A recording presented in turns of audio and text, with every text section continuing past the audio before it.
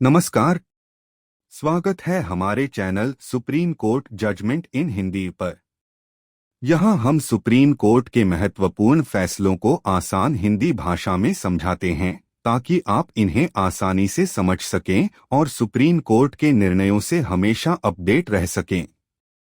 जुड़े हमारे साथ और हर दिन नए फैसलों की जानकारी पाएं। धन्यवाद। क्या आप किसी कानूनी समस्या से जूझ रहे हैं? आपकी कानूनी जरूरतों को समझना और सही समाधान प्रदान करना हमारा लक्ष्य है। अगर आपको किसी भी प्रकार की कानूनी सहायता चाहिए तो आप हमसे व्हाट्सएप के माध्यम से जुड़ सकते हैं।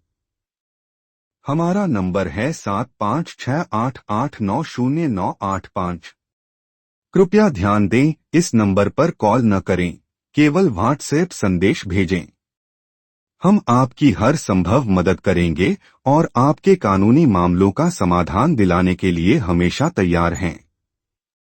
तो देरी न करें, आज ही संपर्क करें। धन्यवाद। नमस्कार दोस्तों, आज हम एक बेहद दिलचस्प और जरूरी सुप्रीम कोर्ट के फैसले पर चर्चा करेंगे। अमन भाटिया बनाम राज्य GNCT दिल्ली। अब आप सोचेंगे कि एक 10 रुपए के स्टाम्प पेपर पर 2 रुपए ज्यादा लेने से क्या बड़ा केस बनता है। लेकिन यही छोटी सी बात एक बड़ा कानूनी मुद्दा बन गई और आखिरकार सुप्रीम कोर्ट तक पहुंची। तो बने रहिए हमारे साथ, क्योंकि ये फैसला सिर्फ एक स्टाम्प बेचने वाले पर नहीं बल्कि हर उस इंसान पर लागू हो सकता है जो किसी भी तरह से पब्लिक ड्यूटी निभा रहा है। वीडियो को लाइक कीजिए, शेयर कीजिए और हाँ, चैनल को जरूर सब्सक्राइब करें ताकि आपको मिलते रहें ऐसे ही महत्वपूर्ण केसों की सरल व्याख्या। Short facts of the case, मामले के संक्षिप्त तथ्य। तो चलिए शुरुआत करते हैं इस केस की कहानी से। ये बात है 9 दिसंबर 2003 की। एक व्यक्ति स्टाम्प पेपर खरीदने गया, 10 रुपए का स्टाम्प पेपर। लेकिन स्टाम्प विक्रेता अमन भाटिया ने 12 रुपए मांगे, यानी 2 रुपए ज्यादा। इस पर व्यक्ति ने एंटी करप्शन ब्रांच में शिकायत कर दी। फिर क्या था, ACB ने ट्रैप प्लान किया। 10 रुपए और 2 रुपए के नोटों पर पाउडर लगाया गया और जैसे ही अमन भाटिया ने पैसे लिए उसका हाथ गुलाबी हो गया, यानी वो रंगे हाथों पकड़ा गया। चार्जेस एंड सेक्शन अप्लाइड, लगाए गए आरोप और धाराएं। अब सवाल आता है, उस पर कौन कौन सी धाराएं लगीं? धारा 7 प्रिवेंशन ऑफ करप्शन एक्ट 1988, गैरकानूनी रिश्वत लेना। धारा 13(1)(d) और धारा 13(2) भ्रष्टाचार और पद का दुरुपयोग। मतलब उसने बतौर पब्लिक सर्वेंट गलत लाभ लिया। Main issue before the supreme court, supreme court के समक्ष मुख्य मुद्दा। अब असली सवाल यही था, क्या एक लाइसेंस प्राप्त स्टाम्प विक्रेता जो सरकारी कर्मचारी नहीं है उसे पब्लिक सर्वेंट माना जा सकता है? क्या 2 रुपए ज्यादा लेना भ्रष्टाचार की श्रेणी में आता है? यही दो मुख्य मुद्दे सुप्रीम कोर्ट के सामने थे। Proceedings across courts, other judgements referred, अदालतों की कार्यवाही और उल्लेखित अन्य फैसले। ट्रायल कोर्ट ने अमन भाटिया को दोषी माना और सजा सुनाई। फिर उन्होंने हाई कोर्ट में अपील की, लेकिन वहां भी राहत नहीं मिली। अंत में मामला पहुंचा सुप्रीम कोर्ट। सुप्रीम कोर्ट ने अपने फैसले में कई पुराने मामलों का हवाला दिया, जैसे state of Gujarat v Mansukh bhai Kanji भाई शाह, CBI वी रमेश गेली। इन केसों में ये साफ कहा गया है कि पब्लिक फंक्शन निभाने वाला भी पब्लिक सर्वेंट माना जा सकता है। की कंसिडरेशंस ऑफ द जजमेंट, मुख्य विचार बिंदु।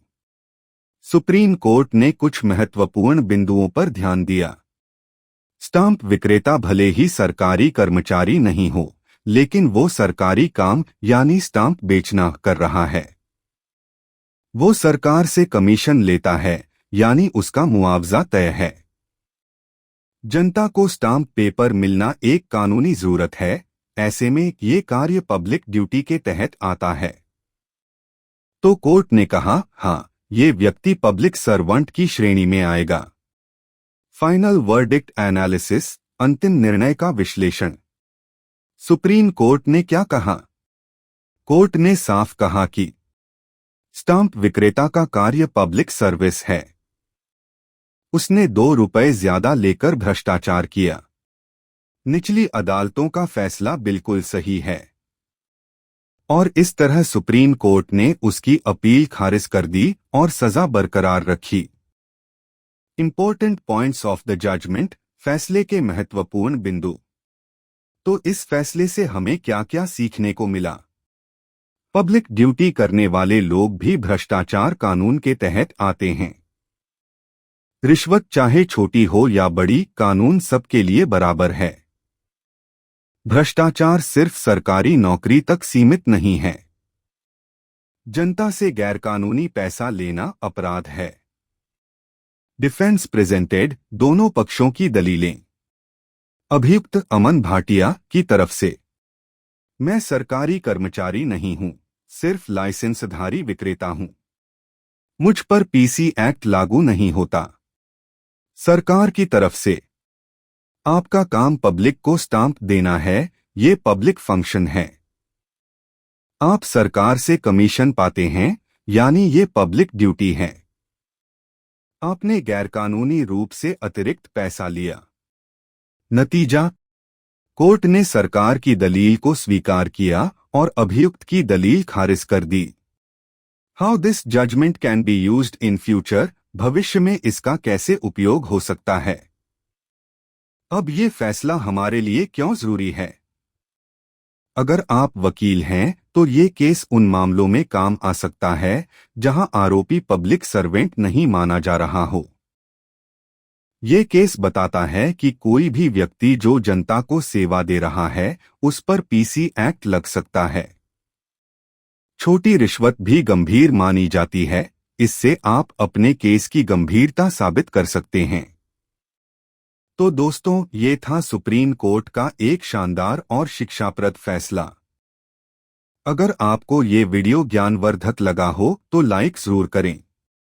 कोई सवाल या केस डिस्कस करना हो तो कमेंट करें। और हाँ, चैनल को सब्सक्राइब करना मत भूलिए। मिलते हैं अगले वीडियो में एक नए केस के साथ। तब तक के लिए जय हिंद।